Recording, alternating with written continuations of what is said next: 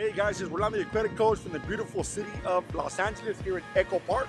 And this week, what I want to talk about is I have a great FICO score, but I'm still denied for credit.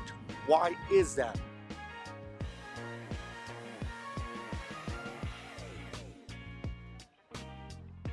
You have a great FICO score, congratulations. Just because you have a great FICO score does not mean you're going to qualify for credit just like that. The application process asks questions such as your job, where have you worked at, how much money you make. Of course, they do a credit profile. They look at your credit, the types of accounts that you already have. They take a look at the big picture, not only your credit score.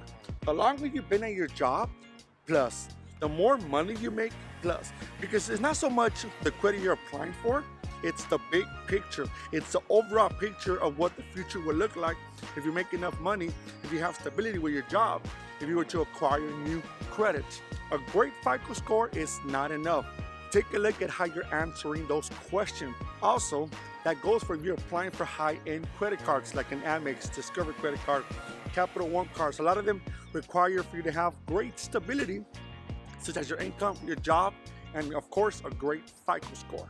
So I hope I was able to bring some clear understanding as to maybe why you're being denied for credit. See you guys soon.